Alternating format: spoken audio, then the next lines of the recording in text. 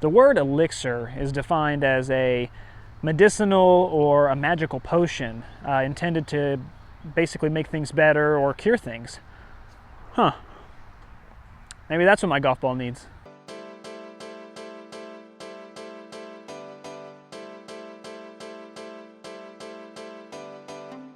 So enter in the Oncore Elixr, a three-piece golf ball from the direct-to-consumer market that honestly seems like it's gotten a little oversaturated lately.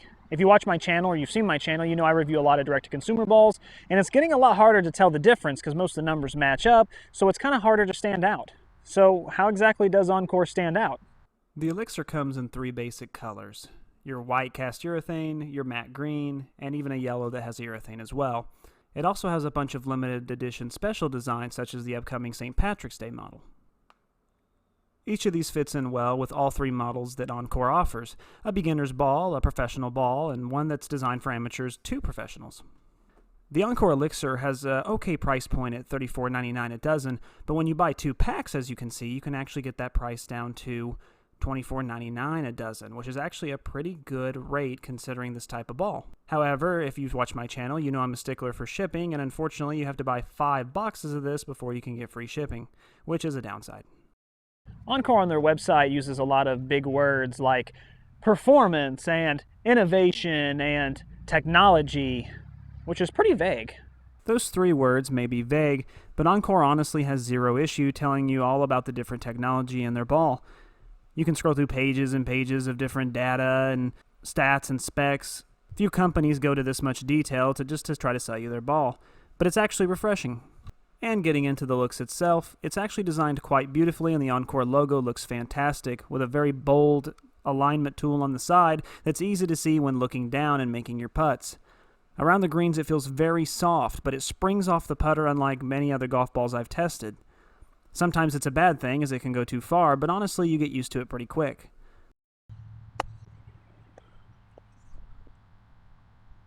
Honestly, around the greens, the ball does feel pretty soft. Not as soft as it did about a year ago, though. They've obviously changed the formula somehow and made it just a little bit firmer, which is nice, because before it honestly felt really squishy. But now it has just that nice little firm click that makes it still feel like an 80 compression ball, but without sacrificing. The Elixr definitely doesn't sacrifice its softness by just getting a little firmer. It still feels extremely soft around the greens, but unfortunately, due to the increased firmness, it doesn't check up quite like it used to. Your ball will roll 6-7 feet past where you intended it to land, and it gets very hard to check the ball up, which honestly means you'll most likely need to be bumping and running most of the time while using this ball. The driver definitely started us off on the right note. 233.9 yards is well above the average of what I usually get, and 146.9 miles per hour on the ball speed is definitely higher than average. Unfortunately, the 2879 RPM is slightly higher than what I usually hit with either a Pro V1 or some of the other 3-piece balls I've tested. So the Oncore Elixr did spin a little higher than some of the other golf balls I usually review, but honestly, with the gains in distance and in ball speed that I got from it, I think I'll take that. With the 7-iron, the Elixr didn't blow me away with its ball speed, but it is pretty average compared to some of the tour balls I've tested. Keeping up with the pack isn't a bad thing. And honestly, the spin on the 7-iron was pretty low compared to some of the other stuff I've tested. Extremely low spin with the 7-iron, which is just how I like it. I usually love it around that 5,500, 5,800 RPM, and this is actually at the bottom of that. So it's a little hard to stick a green with the 7-iron. I usually have to hit it a little bit different way or fade it, but with the cast urethane cover, it still sticks to the green no problem. Those spin numbers jump back up, however, on the pitching wedge. Getting up over 8,300 is pretty significant for a pitching wedge at full strength.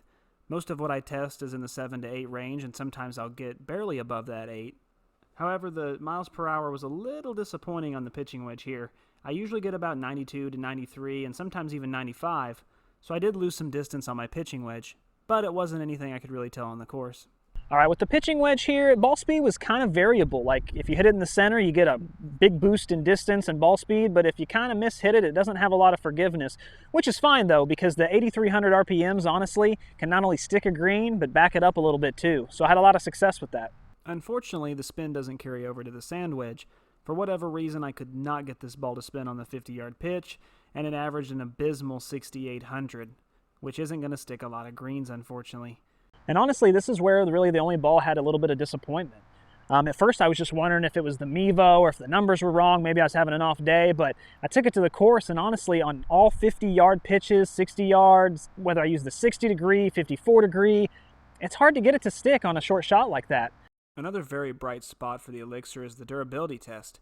As you can see here, this is after going through the entire gauntlet and even playing a few holes on the course, and honestly it still looks brand new, which is pretty darn impressive. Even though the durability numbers are really spot on and honestly some of the best I've tested, for most players, let's be honest, it's not going to mean jack when they all still end up in the woods anyway. So in conclusion, guys, honestly the Elixr is a darn good golf ball. It may not be the magical Elixr that's going to fix your game, but honestly at this price point it performs very well. The only disappointing thing was on the 50-yard pitch, it's hard to stick. It's going to get a lot of roll and it doesn't check up around the greens well. But if you're using a pitching wedge, or really any club honestly, that full swing, it's going to stop on a dime and maybe even come back at you. Honestly guys, for $25 you can't beat it. Give it a try. Thanks so much for watching my channel.